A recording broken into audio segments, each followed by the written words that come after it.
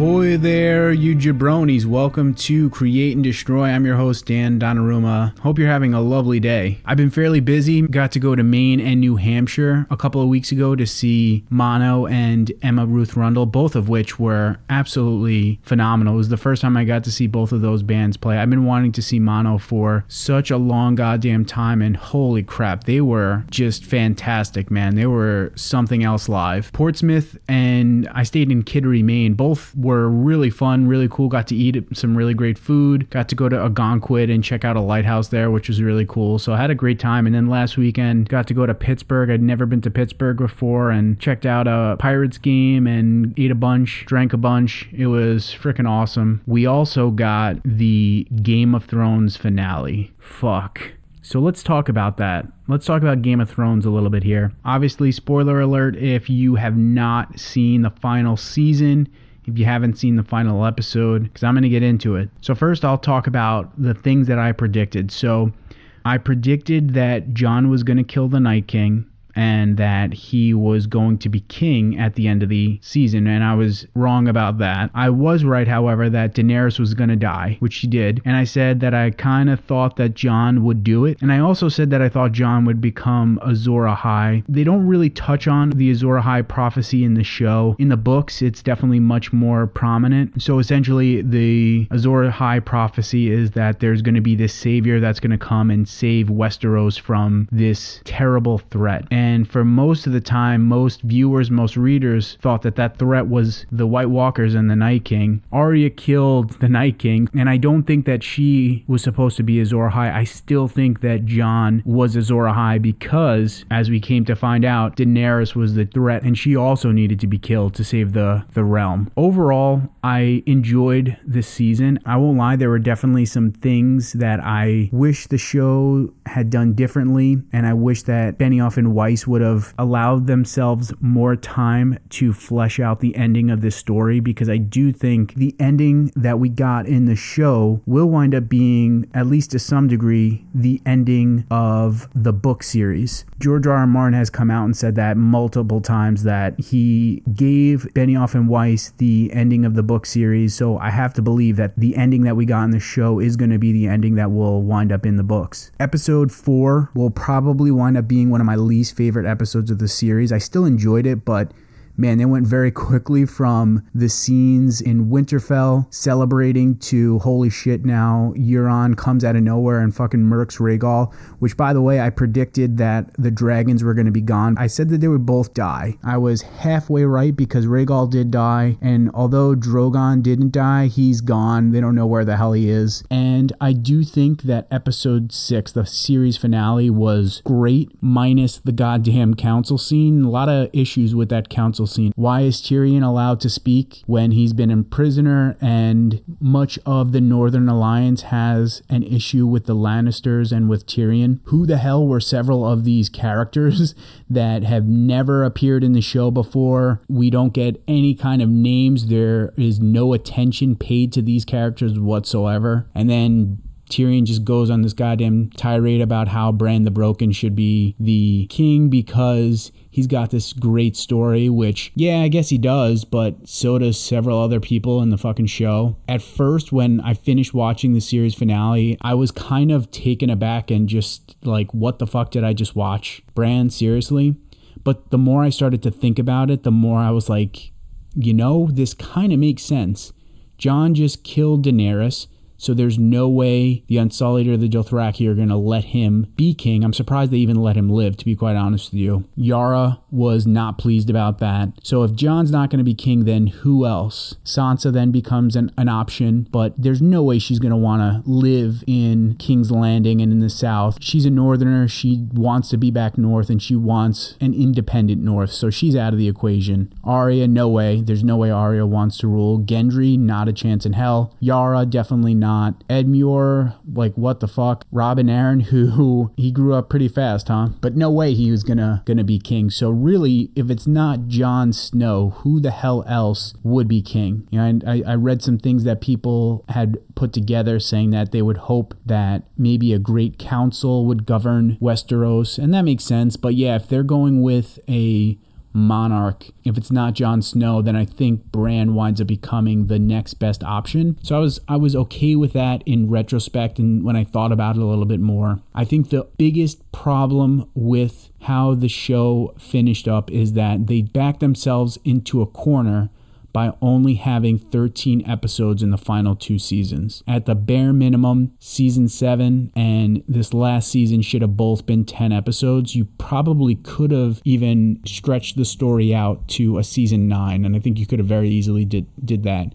But at the bare minimum, there should have been 10 episodes in season 7, 10 episodes in season 8. I don't know why the hell D&D decided to just do 13 episodes for the last 2 seasons. Just kind of makes no sense. So I think ultimately it was just D&D deciding that they were stopping this at a certain number of episodes, which kind of sucks. I will say, overall, again, I'm pretty happy with how the season ended. Episode 3, I know a lot of people have issues with that episode, but holy fuck, I still love that episode. It is fantastic. It is so goddamn awesome. So yeah, I'm kind of happy with my predictions. I was right with a bunch of them in an office pool that I did at work. I'm rewatching the series, and I've been keeping a list of all of these moments and all these clues and hints that foreshadow what would become of Daenerys by the end of the season, and there is a ton. I just finished up with season 2, and I think I had something like 15 to 20 different clues, different things that hint and foreshadow what would ultimately become of Daenerys by the end of the series. So yeah, the clues were there, and I think that just makes the ending of the show so fantastic. We got to see the rise and then fall of a fucking tyrant, man. Yeah, and I just love the ending of the show now and where it's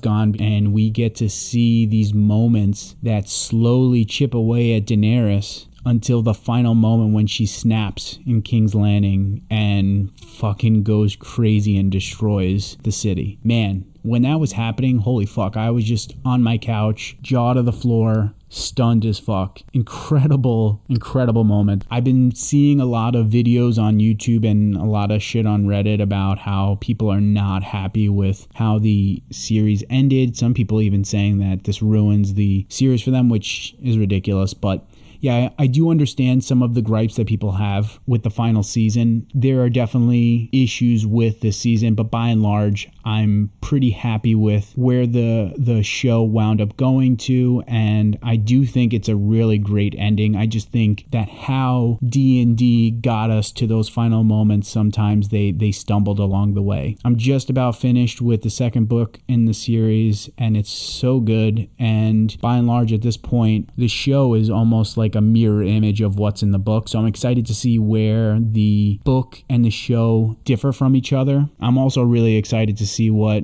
D&D do with the new Star Wars trilogy, because there's rumors that they're going to be doing a trilogy that takes place hundreds of years before the Phantom Menace. So I'm all about it, man. All right, enough Game of Thrones talk. Let's get into today's guest. So I got a really great guest for you guys today. I was fortunate enough to sit down with Kevin Shannon and Wes Jackson of The End of the Ocean. Kevin plays guitar, Wes plays drums for the band, and if you'd never listened to them before, they're a post-rock band based out of Ohio. I'm a big post-rock fan. I have been for years. To be quite honest with you, post-rock is definitely one of my favorite genres of music. The post-rock bands that are worth their salt can make music that can stir so many emotions in me, and sometimes a multitude of emotions just with one song. So yeah, I love post-rock, man. I have for a long time. And earlier this year, The End of the Ocean, they released their latest album, Aire, which is such a cool album. Really love the album.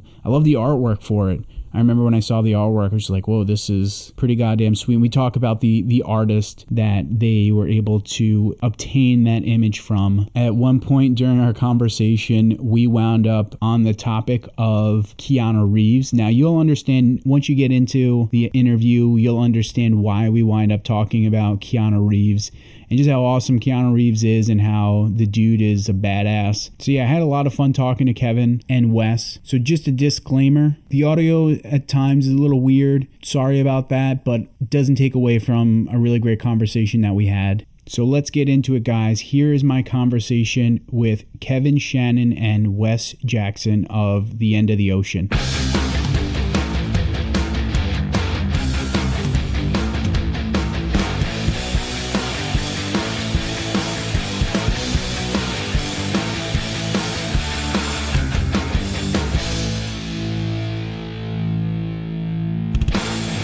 All right, Kevin and Wes, how's it going, guys? Great. Solid, man. Super solid. Stoked to be chatting with you. Hell yeah, man. Likewise. Before we get into discussing the end of the ocean and your music, I was reading, Wes, that you are into frolf. And I think that's awesome as hell. I've always wanted to play. I've never played before. But there's an episode in Seinfeld with George Costanza, The Summer of George, and he's playing frolf. And I've always wanted to play since that episode. How did you get into playing? So Jason that plays bass kind of got me into that. He and another friend brought it to me, and I thought it was going to be really lame. And we went a couple times, and I actually fell in love with it. It's really fun, and it's a stress reliever. I mean, you get to walk around the woods and hang out with your friends. So That's awesome. And how long have you been playing for? I've only been playing for about a year, but I'm doing pretty well.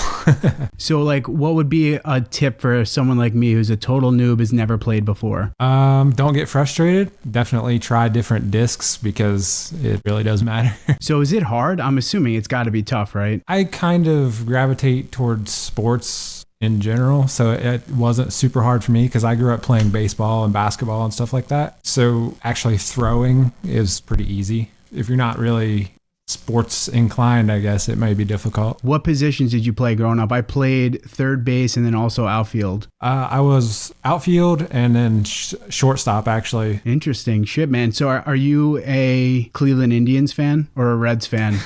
I do root for the Indians because they do a lot better than the Reds. Yeah.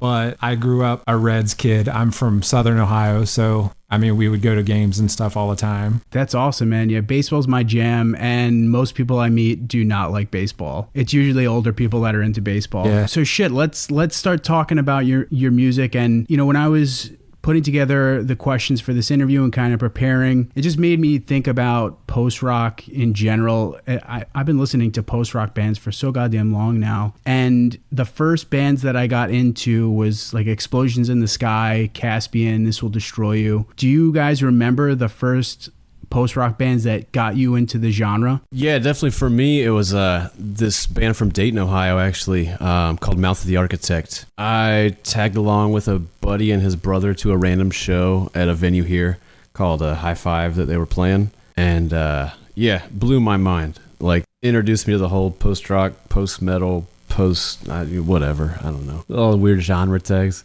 But yeah, they opened my mind to it, blew me away, and then from there on, it was bands like, I remember I got into way into Jesu after that, and really took off from there. Definitely Explosions in the Sky. I feel like that's everyone's stepping stone. Yeah, for sure. right. It's like a default. And how about you, Wes? Do you remember the bands that kind of got you into this genre? I kind of came in late into the game. I've always been like a punk rock, metal, hardcore kid, so I kind of really dove into post-rock when I joined the band in 2012. I guess in high school, I was also listening to Mouth of the Architect. I guess they kind of would be one of the first bands that I did hear. Nice. Yeah, I got into them when I was in like end of high school and then into summer, and that was like my default music to listen to when I would study for exams. What kind of drew you guys into the genre and eventually wanting to make a post-rock band? For me, I dug, and I definitely still dig, like the kind of like take it as you will aspect of it. You know, obviously with no lyrics, like you're not forced to, I guess, to a certain narrative of a song, so you can kind of make it your own. And, you know, you can take something melodramatic, but, you know, maybe if you feel, you know, more upbeat and uplifted at that part, you can associate with that. So yeah, I mean, it's kind of like I feel like there's no rules, like both as a listener and kind of as a player as well. Like you can just do whatever you want. Yeah, I mean, that's what I love about it. It's just having no narrative, you know, it's versatile. And when did you guys wind up getting together and forming the band? Back in, it would have been like late 2008, early 2009. Yeah, that's when we first started our very meager beginnings, for sure. That was all of us. That was our first endeavors into like post rock, you know, whatever, instrumental. That was like our very first experience doing that. So that was, that was a little rough for a minute there. And so, Wes, since you weren't super into post-rock prior to joining the band, did the floodgates kind of open for you once you started playing in the band? Did you started to explore other bands and other aspects of the genre? I definitely really got into like Russian Circles. Oh, dude, they're so awesome. I guess just because I liked metal and stuff before. I mean, it's very easy to like that, like Pelican, Rosetta, that kind of stuff. Hell yeah. Yeah, I'm super excited for I think they've got an album coming out at some point this year.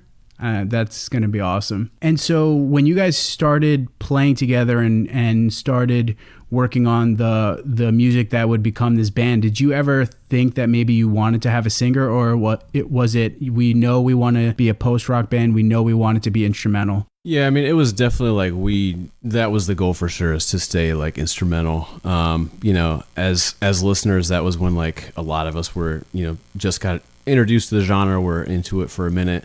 So, super influenced by bands like, like the American Dollar, Illuvium, stuff like that. So, yeah, I mean, it was definitely the goal to remain, singerless. And, you kind of alluded to this earlier, Kevin, that one of my favorite things about post-rock is that the music does such a good job of invoking certain moods or emotions without having lyrics. And so for you guys, since you don't have a singer, how have you worked or strove to elicit certain emotions or thoughts or feelings from someone listening to your music?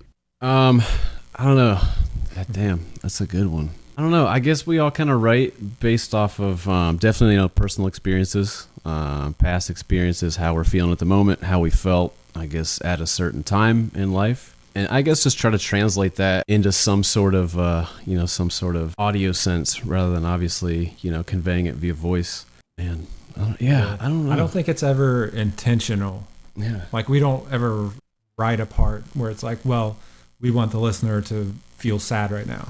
Like it's kind of just whatever flows out when we're jamming or, trying to write specific sections of a song. Yeah, super spontaneous for sure. Yeah. So I was going to say it flows more organically than you guys sitting around saying, man, I want to write a song that's maybe a little bit depressing sounding, or I want a song that's uplifting. Yeah. Definitely super spontaneous. We write the best, like just, all of us in a room just jamming something out. Like that's how we pretty much did every song right on air. Since there's no vocalist in the band, you guys are just kind of jamming together and you guys write stuff together and it comes organically. Is there a lot of thought that goes into the title of a song? I think that's our worst native section of our band. For sure. Most definitely. So why is that? I personally feel like it's kind of an afterthought, at least for me. It's like that's the last thing I'm thinking about when we're tracking something or working something out. Like that's couldn't be any further from something I care about at the point. Really? So working something out, yeah. So do you guys then, write a song and then collectively think about what a song might be called? Or is it kind of, we work on maybe trying to put together a bunch of songs or an album and then we worry about naming the track? I think it's more like that. We were up to almost like a week before deadline before we were set on song titles for this album. We ran working titles pretty much the entire time. Like one song was called Morbid Angel. So it's like So wait, all right. So Morbid Angel, what are some other, do you remember some other working titles that you would have for some songs that you were working on? Man, I remember one of them was wrong, but said in like the ridiculous Donald Trump, like, bro. That's where that one came from. I guess that shows you how ridiculous and random the working titles are. Wrong old Trump was one of them. Yeah, because that was like right when he got elected. So we're just like, oh God. We were working pretty hard around that time. Yeah, what the fuck is going on? Is it collectively you're all sitting together coming up with the titles? Kind of. Tara is really good at titling and writing in general. So we usually throw it on her to come up with something that sounds good because, like, obviously you listen to Kevin and I talk, people think we're hillbillies anyway because of our accents. But I think we're better musicians than we are. Yeah, Tara is crucial. She's definitely shout out to Tara. She's a wordsmith for sure. She can pull some super strong words for something that totally makes sense and make that song like hit even harder. Mm-hmm. And make it like more emotional. For sure. That's not me and Wes's really strong point. Not at all. Yeah, and that's one of the things that I do enjoy about your music is that I'm just thinking off the new album, there's that one song, Homesick. I absolutely fucking love that song. Every time I listen to it, for whatever reason, it makes me think of my wife. And I think the fact that the title of the track is Homesick, and then couple that with the music, I feel like it makes it for a very impactful song for me. And there are several other songs where the title just compounds the atmosphere or the emotion, we'll say, of the track. Yeah, thank you, man. Yeah. I mean, that definitely means a lot. It's obviously, what we're trying to shoot for, so that really appreciate that. Sounds like we might have done a good job. Absolutely, yeah. And to delve into your most recent album, Aire, and since we're talking about titles, how did you guys come up with the title of that album? That's you. Oh man, I don't know. We ready to let that secret out of the bag? I had to Google what that was. I was like, what the hell is this? And then I wound up reading what it would be. Well, yeah. I mean, there's what it would be, and there's where it actually came from. I think you should say it. You know, let the secret out. Yeah, you should say it. Shit, man. I was trying to stay like dark and mysterious forever, like man behind the curtain. What is it? No, so the idea for that actually came from the movie John Wick. Oh, dude, that movie's awesome as hell. Yeah, absolutely. And so one of the places where the movie was shot, it was a spot in New York City called Aire Spa, and Which we have been to. Which we went to. Yeah, and that's kind of when it got planted in our mind. That was when we were on the way to the studio. That was in Long Island. So we stopped in New York City for a few days to hang out before we went out to Long Island. And we stopped by Aire. Total John Wick nerd, so I wanted a fanboy and be like, I went there. It was so tight. And yeah, and I was like, what if we named it that? And I don't know, everybody was throwing out album name ideas, and I felt like being an idiot and throwing that one out. And it's stuck, huh? So obviously very serious. Yeah, super serious, super deep. So shit, are you excited for the upcoming John Wick movie? Beyond excited, my dude, friend. The trailer looks awesome as hell. Keanu Reeves is the goddamn man, dude. Absolutely. Absolutely. I'm beyond excited. I'm a little nervous. The second one crushed. The third one, it's got a lot of, I don't know, there's a lot of pressure for sure. I'm nervous for it. Dude, don't spoil something good now, It's like I'm big into mixed martial arts, and like the choreographed fight scenes are incredible. I mean, you see like judo, sambo, freaking jujitsu stuff. It's so awesome, man. Yeah, those movies are awesome as hell. Yeah. And all like the behind the scenes training videos are super tight to watch too. Like, doing all the mixed martial arts stuff, especially, it's like the amount of work that goes into that, like choreographing and all that stuff. It's kind of mind boggling. Yeah. And if I'm not mistaken, I'm pretty sure Keanu Reeves, is he a blue belt? I don't think he's a purple belt in jiu-jitsu. I think he's a blue belt. But even still, like being a blue belt in jiu-jitsu is pretty badass. Yeah. I imagine. Yeah. I mean, that's no slouch, I imagine. Like us. So shit, didn't expect us to be talking about Keanu Reeves, but here we are. So you guys released Aire, and that was your first album in quite some time. So in 2012, you guys released your EP in Excelsis, and then prior to that, it was your first full-length Pacific Atlantic, and both of those releases are awesome. So what was the reason for that gap in the output? I think just kind of life happened. A couple of our members moved across country for a little bit. Obviously, nothing was going on band practice-wise when 2/5 of the band is on the opposite side of the country. And the other's 3 hours away. Right, and the other's 3 hours away. Yeah, Trish up in Detroit. So yeah, I don't know, just kind of life. Maybe we were a little burnt at that point. Yeah, I think so. So it was a very nice and welcome, just like everybody go do our own thing, whatever that may be, and just kind of put the band on the back burner for a bit.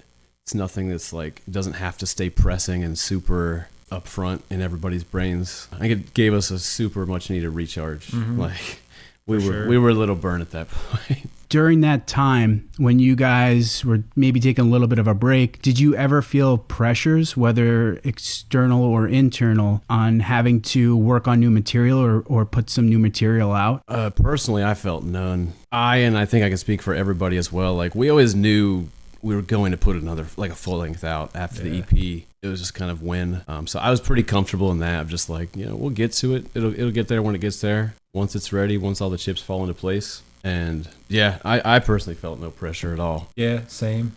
Obviously been stressed and pressured about other things. You know what I mean? That's what happens. I knew that I was always going to stick this one out. regardless of anything else that I'm doing. So, if it was 2014 or 2019 when we released an album, I was ready for it either way, whenever everybody else was. And since there was that gap and then you guys started working on this album, what emotions were kind of going through you guys as you began to work on Aire? Man, I think a little bit of everything, honestly. Like, I think we were all super stoked to be back in the practice space and, cooking up some new stuff. So for sure, like, excitement. I think it got a lot darker.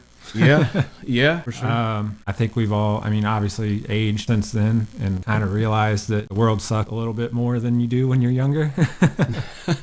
It's not that bad. It's interesting that you say that, because when I listen to Aire and then I listen to Pacific Atlantic, you can see a difference and hear a difference in those songs. There are definitely moments in Aire where it's not like I'm listening to the heaviest freaking music out there, but it gets kind of heavy at times.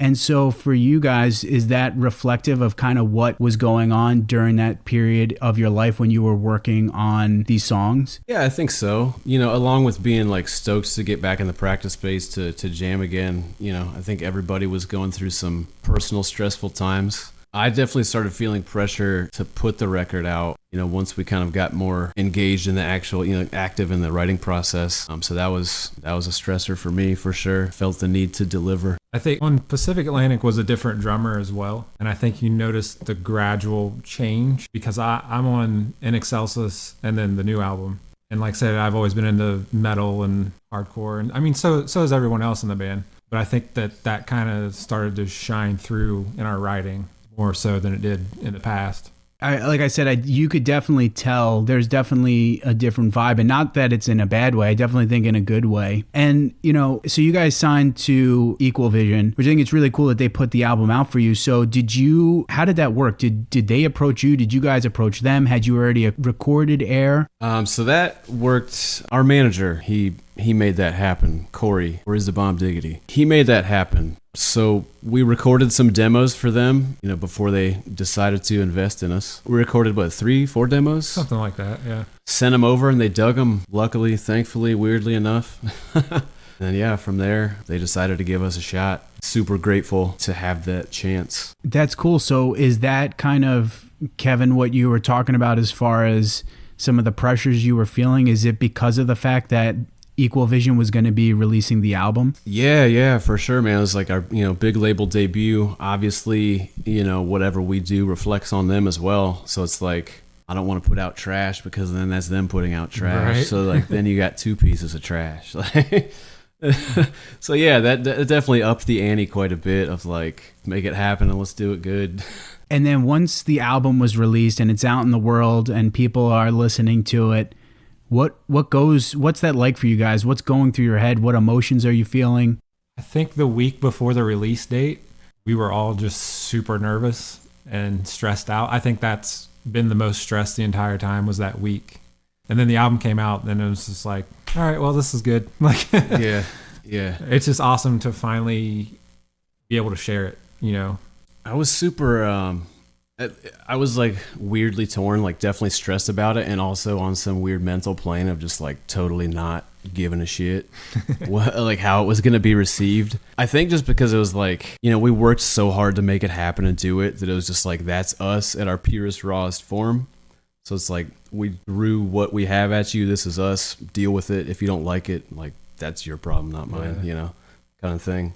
So yeah, it was like a weird dichotomy of like, I hope people love it, and also like oh well, if I don't care, not my problem. Like, yeah, and I have to imagine, right, that there's that kind of like a little bit of a layover between it finally gets released, and I have to imagine it's kind of like, even though there's stress, right, it's kind of like, fuck yeah, this is awesome. Absolutely. Oh, yeah. It's like, we did the album for us, for sure. Yeah. And when you guys finished working on that album and you heard the final product, what kind of went through your head? What were you thinking when you listened to that album for the first time, the final version of it? I think for me, I listened to the CD when we first got them in the mail in my car, and I was just like, holy shit, like, this sounds awesome. It sounds like an actual record. Just super stoked about it, honestly. Yeah, I was, I think the word damn would be a solid summary of just like, whoa, all right. you know, like Keanu Reeves in The Matrix, like whoa. Like it's like Mike and the crew at Voodoo did an amazing job at like capturing what I feel like has always kind of been like our actual sound, like our live sound. Not that Pacific Atlantic is bad, but I feel like they really captured like the energy of it, and you can feel that. I feel like Pacific was a little flat sounding personally. I think always describing the band to people who had never heard us before, it was always kind of weird because they would hear Pacific Atlantic and you'd have to kind of explain that like it's nice and pretty on the recording, but then live, you know, it's pretty harsh and intense and emotional. Yeah, that's what I mean, like in terms of it sounding flatter. Like it's definitely more pretty on the record, you know, live. It's funny that you guys mention this. Pretty much every single post-rock band I've ever seen live sounds way heavier when I see them. I mean, even like a band like Explosions in the Sky, which they can be very melodic and like, I don't want to say quiet, but kind of like more subdued at times. Like even them, they were freaking heavy as hell when I saw them. Yeah. So for you guys, like, is that when you're playing, do you feel like Aire captures more of what your live sound is? And was that your intention with the album? Absolutely. To both. Yeah. 100%. I feel like it way more accurately captures, you know, our live vibe. And that was definitely the goal. But yeah, the dudes at Voodoo did freaking awesome with that. Basically, like if you listen to the album and then you go to a show, you want to feel something, you know? Absolutely, man. And I got to ask you, how the hell did you guys decide on the album art? So that was actually me. So that was you. So is that just like a sheet or something? Oh, no. It was a photographer that I followed on Instagram. His name's Christopher McKinney, and he does a lot of work like that. And I just really, really like that imagery. And I think the idea with the album was that it's going to be a little darker as far as sound anyway. So, hey, let's have some dark art that fits it, you know? And I think it also kind of translates visually what the album is sonically with, you know, somebody that's just screaming, letting it all out. So there's two things that come to mind when I see the album art. One is a ghost, and then the other is like that image from, I think it was Abu Ghraib, where like that fucking guy is being tortured by the prison guards. So those are the two things I think about every time I see the album art for Aire. Yeah, the Abu Ghraib thing was an afterthought for me. Like after, you know, I saw the CD, I was like, oh shit. Like, yeah, I can see that. Like, oh, that wasn't intentional. Right. So you guys don't know then who the hell that is under that sheet or whatever? No, he might have it listed like on his Instagram, but I'm not sure who it is. Just one of the models that he had that day. Yeah. Do you guys have a favorite track from the album? Dang. I don't know if I'd say favorite. I think they all kind of have a special place for sure. Homesick's tight. Yeah, I don't know. Bravado's fun. I'm really terrible with song titles. Oh, dude, I'm the worst. So I don't remember which songs are which because, like I said, we use the working titles for so long. And even like on our set lists, we write. I was just about to ask that. So what's the one that has like the slow black metal? Is that Homesick? Maybe. The heavy one. Like track 8 or something. That sounds about right. Yeah. Yeah, we'll say Homesick. All right. So what do you remember what song you guys gave a working title? Was it Wrongled Trump or whatever? Wrong Trump, whatever the hell you guys called it? Wrongled Trump, yeah. So which song was that? Do you remember? Shit. I feel like it would have been like Desire or Redemption. I feel like it would have been one of those. Those were, I feel like, were some of the early ons. Yeah. Like some of the first ones that we wrote. Yeah, probably would have been one of those. Right. Yeah, because I think Morbid Angel was one of the heavy songs. Yeah. Maybe Bravado. Yeah. I don't know. That's awesome that your guys, when you were writing out the set list, you used those working titles. That's hilarious. Yeah. Like I said, I've been into post-rock for a while, and even though it's a big genre, at the same time, it almost feels like a niche thing. I've been living in Rochester for almost a decade now. I don't think there's any post-rock bands here. Before that, I was living in Long Island. I don't recall really post-rock bands there. So even though it's such a goddamn big genre, like I feel like it's still kind of a niche thing. So for you guys, I know you had mentioned Mouth of the Architect. For where you guys are in Ohio, are there other bands within the music scene that are playing post-rock? Yeah, and I definitely agree that it's super small collective. Yeah, I mean, there's definitely bands doing the damn thing for sure. You know, If These Trees Could Talk, some Ohio buds, also massive influence. Those guys are amazing. Oh my God, I saw them. Oh, damn, who did I see them with years ago? It was at Knitting Factory. Shit, I can't remember who it was. And they were fucking awesome, man. They were so good live. Yeah, amazing. Like, it sounds like the record. Like perfect every time. But yeah, no, there's definitely other active bands doing it. Man Mountain, Rocket Miner, Dispatch of Sky. So yeah, I mean, there's definitely plenty of bands doing it. It's just, like you said, man, it's such a kind of a niche genre that it's so small. It's tiny. Shit, I didn't realize. So all those bands are from Ohio? No, I'm sorry. They are not. I was going to say, I was like, damn, I didn't realize all these bands are from fucking Ohio. Damn. No. I don't know. Cloud Kicker, I guess he's I think that's probably the biggest one, at least from Ohio. Kind of like you, I, during my college and like high school days, listened to a shit ton of, hardcore and punk, no fucking post-rock bands at all. It is a very niche thing. Right. And yeah, absolutely. So for you guys, when you're playing local shows or you're going on tour, you're playing shows wherever, what type of bands do you typically play with? We love playing with bands that are not post-rock. So if we can play with a metal band, or we had a show here where we played with Code Orange, La Dispute, Touche Amore, all on the same bill. And that was like one of our favorite shows we've ever played. So I'm just trying to imagine. So paint that picture for me for the vibe, because I'm feeling people. I would imagine people are going insane for Touche Amore and Code Orange. When you guys are playing, are people just kind of like getting into it? Definitely lack of mosh pit, unfortunately. I've seen a few. There's been a few. There's been a few on some songs, but yeah, definitely lack of mosh, lack of stage dives, which I would love to change that. Scott Vogel would say of course. Stage dives. Way more stage dives. So like when you're saying moshing, is it like push pit stuff, or is it people like doing the fucking crab thing? I don't know, just like the air fighting mosh, typical hardcore mosh. Invisible Ninjas. Yeah. I think that a lot of times when we play shows like that, people don't really know who we are, but they enjoy it. Because you got a stacked bill of hardcore bands. By the third or fourth band, it all starts to sound the same, I think it's kind of like a breath of fresh air to start with a band that has nothing to do with the rest of the show.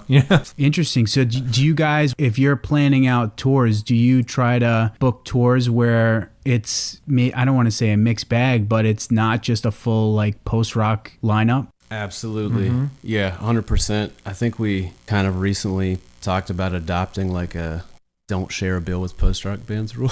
Yeah.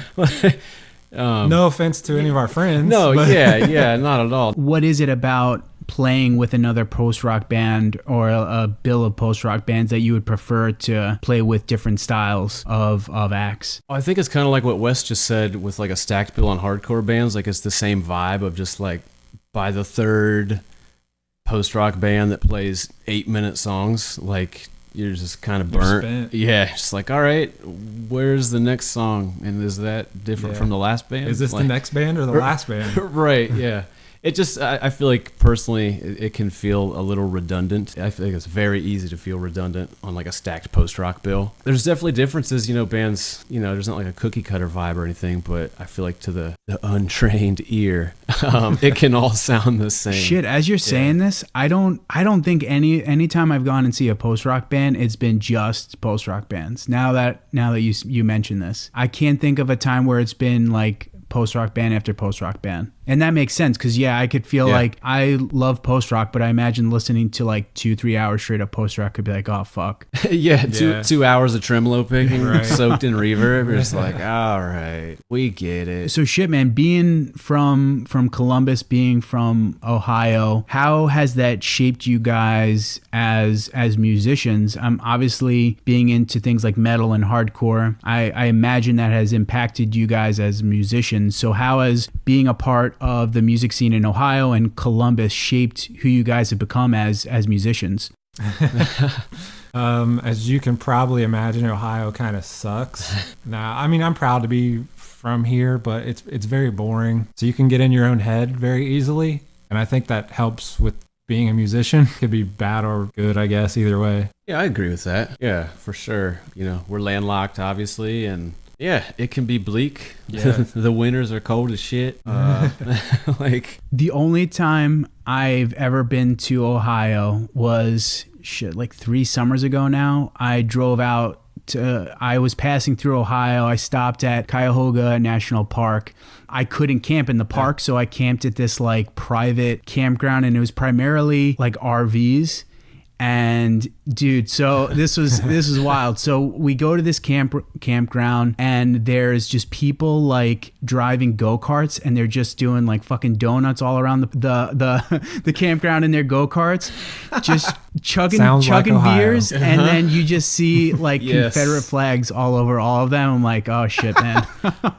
Oh shit. So you like got transplanted into a Jerry Springer episode. That's tight. Basically, dude. It was ridiculous. So fuck, man. What have you guys been listening to lately?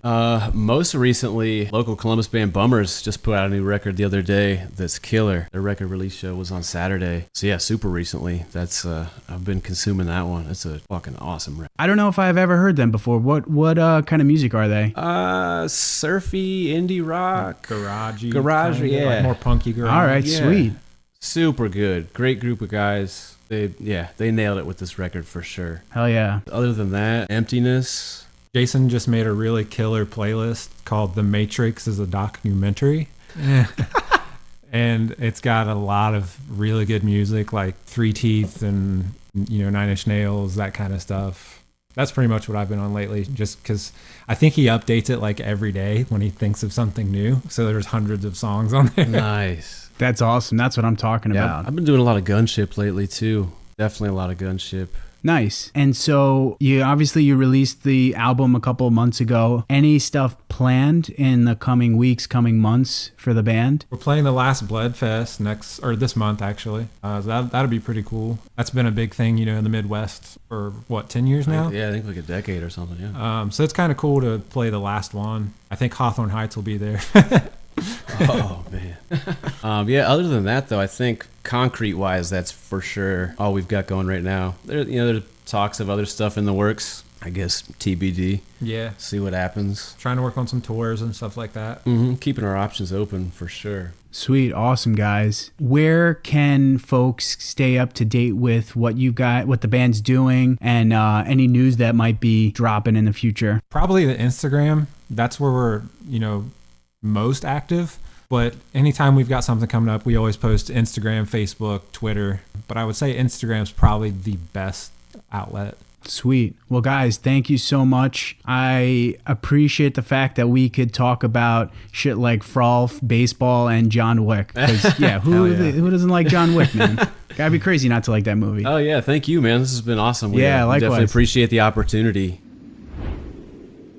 There it is. Kevin Shannon, Wes Jackson of The End of the Ocean. I really enjoyed my conversation with those dudes. Couple of things. I love talking about baseball. With my interests, I go very hard in the paint. So I'm super into baseball. I am super into the Yankees. I like to think that I'm fairly knowledgeable about baseball and the Yankees, but I don't ever get to talk to people about baseball. So whenever I do, I'm always really excited about that. And then to be able to talk about John Wick and Keanu Reeves was really fun. John Wick is such a fucking awesome series of movies. I still haven't seen the third one yet. My wife and I were just talking yesterday about how we need to see John Wick 3 and Detective Pikachu. I totally want to see Detective Pikachu. So yeah, definitely enjoyed talking about baseball, talking about The End of the Ocean and Keanu Reeves. Hearing Kevin and Wes share where they came up with the title for their album Aire, I thought was really interesting. Those little tidbits, those nuggets, those are the kinds of things that I am always really excited about learning about when I have these discussions with artists, because